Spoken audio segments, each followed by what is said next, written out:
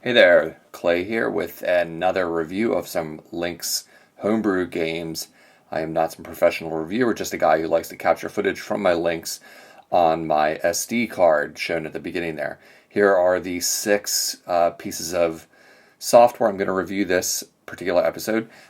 Several of these are not finished games this particular time. These are a lot of tech demos and a lot of stuff that is in an unfinished state or kind of a tech demo of the Lynx's capabilities. So we'll just jump right into it, and I'll give a wrap up at the end, kind of giving them ratings and ranking them and making recommendations.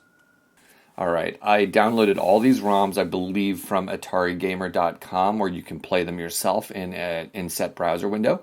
The first one I'm going to look at today is Atari Tabletops Collection Number 1. According to the description on the Atari website, it is in a parallel universe. Atari made physical tabletops and Game & Watch style games from their biggest hits from VCS and Jaguar consoles. This is a very simplistic game. It is... I am the paddle rotating around the outer edge there that you see. It's three dots that are basically a paddle. I'm rotating them with my directional pad on the Lynx. And the goal is to defend the large red dot in the center from being broken. All the other ones are shields. Think of it as like kind of a circular version of Defender, or a tower defense game almost. I'm not sure what game this is totally based on. I'm not familiar with Jaguar or the older Atari system they mentioned there. I do play some classic Atari games, and I'm fond of them, but I'm not familiar with it. There I died. That's the end of the game. So it's really simple. It's mildly amusing. It's called Broken Egg, it appears. The center game there doesn't do anything, and now I'm going to launch directly into the third game on the cartridge. It looks like it's called Temp Eggs on the Jaguar, so Tempest. One of my favorite arcade games of all time. And this is a very impressive demo slash workable, playable demo slash one screen game, like they said, sort of like a Game & Watch concept. So your Tempest, you are the paddle at the bottom in this case, and you're jumping back and forth shooting. It's hard to tell based on the way this displays when you're not playing it, but I'm shooting pellets upward to defend against the incoming blue attackers. So it's like Tempest. It's a one-screen version of it, and you play until all the eggs are broken on the top left there. Those are kind of your lives, and as you can see, I have one life left at this point. And here's my rating for this collection. It's basically two games that are functional, and you can see I thought it was, I'm a hard grader, but I still think it's pretty fun, and the replay value is there. It's in the middle, which is, I feel, a little generous. There's not a heck of a lot here, but if you're looking for like that Game & Watch experience, I think it's worthwhile. Next up is Atomix, downloaded from Atari Gamer as well. This one caught me off guard because I launched it without quite knowing what it was. I kind of tend to do that. I like to make this footage going in blind, not knowing quite what the game is in question. And this looks like they were attempting to remake a game, again, one I'm not familiar with. And on Atari Gamer, it lists this as an unfinished attempted remake. So, neat title graphics there. It seems a little glitchy with the Einstein glitch. And I thought before I knew this was unfinished, I thought, oh, okay, I figured it out. You'll see me moving these little tiles around. Basically, you can select that little probe or whatever it is. And I thought, oh, I need to make the pattern in the bottom left. I can't quite tell what it's supposed to say there, but I thought, oh, blue, red, blue. If I line these pieces up in those coordinates, I'll win and move to the next level. Not knowing it wasn't finished. Unfortunately, it isn't finished, and although this recording doesn't show it, I did mess with it a bit longer, thinking, oh, if I reverse them, maybe I have the blue ones backwards. Maybe they're supposed to be inverted from the lineup that I'm going to be doing here. And that didn't solve it. It didn't do anything. The game didn't advance. There didn't seem to be any way to make a next level. And given that it's listed as an unfinished game, it's going to be tough to score this. Again, it seems like somebody got partway done with trying to remake some game I'm not familiar with, and it doesn't do anything more than that. So replay value really low, obviously. The controls work reasonably well. There's nothing to hear, no sound effects, and the graphics are, passable. So not really recommended other than a curiosity if you want to try it out for yourself or have an interest in whatever game this is based on. All right, up next is one of the weirder things in this particular set of games I'm playing, Audiostereogram Volume 1.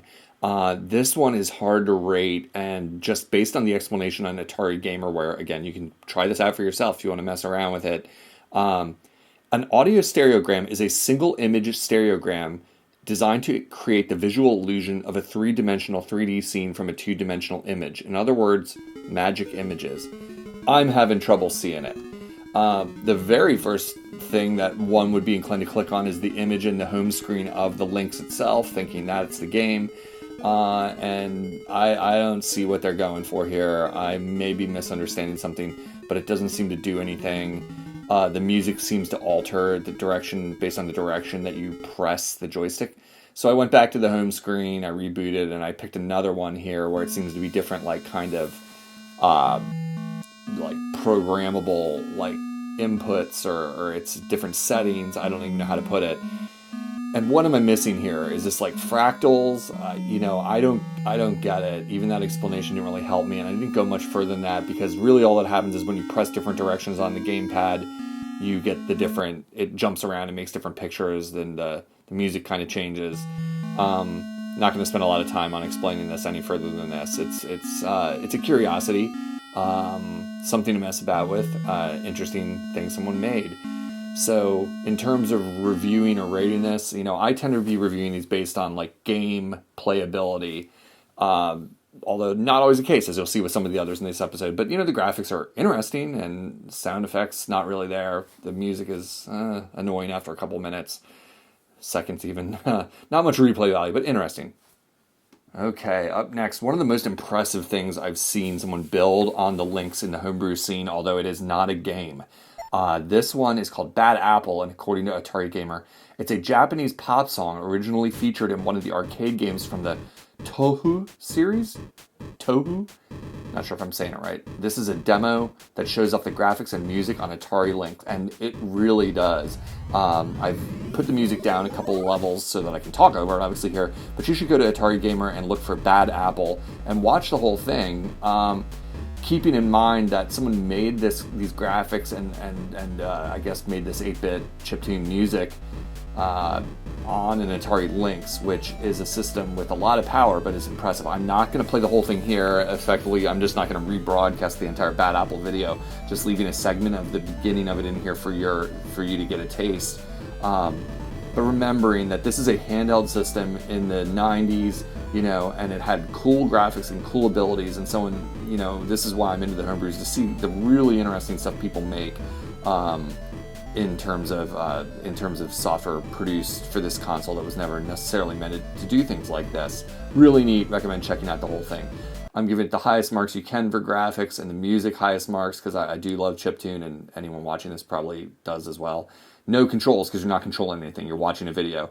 Replay value, I'm going to give it in the middle because I want to watch it again, and I think you should check it out. We're not going to spend a heck of a lot of time on this one. This is Bars, according to Atari Gamer. It is a remake of a public domain ST game, and it is not complete, which was disappointing because I was trying to figure it out, and I do love a good puzzle game. And if you've watched the other episodes in this homebrew review series I'm putting together, you'll note that I think sometimes puzzle games are the best things that you can really grab on the Lynx, especially in the homebrew scene at the very least, because they're games with a limited scope and people can kind of build them to completion, and they have a lot of replay value, and the graphics don't necessarily have to be flashy. So I thought, okay, it's a match game, I've got to match pieces, and the tower is building up, and I assumed, okay, you don't want the towers to get too high. Am I playing something like Clax or a match 3 style game? Basically, all you can really do in this unfinished tech demo is you can take the top piece from a pile and put it over into the save zone on the right, the holding area. You'll see pieces appear over there. And I thought, I need to move it back quickly and match it to another piece of the same color to make it disappear. But the game just clearly isn't finished. The game moves too fast, and new pieces appear before I can even get them matched to the correct color. I don't even know if that's what I'm supposed to be doing. I'm not familiar with the original source material. So it doesn't even do anything when it fills up. It just kind of stops. So not much to say about this. So for a review, I'll give the graphics a generous 2 because they're nothing more than a couple of colored bars, but it functions, so why not? Controls, I can move back and forth, so it functions. It's not a 0. I'm not going to give it the lowest mark, but it's not replayable. It's not done. Not recommended. All right, and last but certainly not least, one of the more impressive things, again, similar to the Bad Apple demo, this is Bastion on the Atari Lynx. This one is another tech demo, effectively, and it is really impressive. The music, the graphics. Check this out. It's got a long list of credits made by several different people listed on Atari Gamer under Bastion. It was apparently a game jam or something of that sort, a Silly Venture 2019 party in December, listed as a 512 default Lynx cartridge image, runs on modified hardware, no interlace modes. So that's a little techie for me to like really explain like why that would be impressive on a Lynx. I won't even pretend I totally get it, but you can see it for yourself here. This is like a video. I'm not playing, I'm not controlling anything, but they're showing off what is possible on the Lynx. You see 3D space, you know, something like a first-person shooter or an adventure game in 3D space is possible. They've built this. This is pretty much them pimping their names out. I skipped there in the video a little bit where you jump here to seeing the portrait on the wall. We're zooming in toward, just to get, again, I'm not going to show the whole thing. This is like the Bad Apple. I clipped out bits and parts of it to show off what they're capable of and what they were really able to do. Neat painting here, but check out what it goes into. That's cool. Some kind of Viking with like super power waves coming out of him, and then we have a fractal. I used to have a screensaver running this exact fractal. I don't know how to say it. A Mandelbrot. I don't know how to say that word. One of those fractal patterns that used to be my screensaver in like the 90s on my Macintosh in college, and we loved looking at that thing. Impressive. Look at these graphics. These people are amazing. Totally loved it. And as far as rating scores go, it's not a game, it's a tech demo, but graphics, music as high as you can go, sound effects, I'm not even sure. Sometimes I have a hard time distinguishing what I'm supposed to say about sound effects versus music in a situation especially like that. Maybe the sound effects are NA, I'm not even sure. But giving it definite recommended to check out, again, keeping in mind that this was recorded on it was built on an Atari Lynx. So wrapping up, the 6 items I looked at in this particular episode, what do I think? What do I recommend? Forget about it unless you're the most hardcore.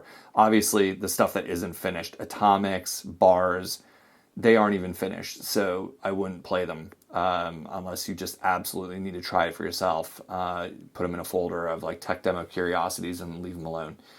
Malt TD Magic is the one with the magic eye. I don't know why it says that. That's not the listed name of the cartridge or the game. It's called Audiostereogram. No idea what the difference is there or why they call it that. But not really recommended. I'd skip that one unless you just want to play with it for a few minutes. Kind of funny. And then, you know, Bastion and Bad Apple, the bottom left and bottom right. Those are really impressive because I would just say video, especially seeing it on an Atari Lynx, if you have a Lynx and a flash cart, check those out, watch them, enjoy them, use headphones. They've got great music each. So I'd give those a recommend with that caveat, not a game, more like a video experience and people showing off how great they are at building stuff on the Lynx. Finally, the only real game in this particular episode is the Atari Tabletops Collection 1. And I'd give it a mediocre review. You saw the footage. They're kind of like Game & Watch style games. And, you know, it might be fun for a few minutes. So put them in your games folder with that like lower tier ranking in your mind. So thanks for watching. I appreciate any comments, questions, or corrections, especially. I'm no expert. I'm just an enthusiast. And, you know, thanks for watching. Hope to get these out regularly. Don't ever like, don't ever subscribe, don't ever do anything of that. Don't do what people tell you. Just do what you prefer, which is forward this to all your friends and tell them, you know, our Atari Lynx is your favorite thing ever. Thanks. Bye.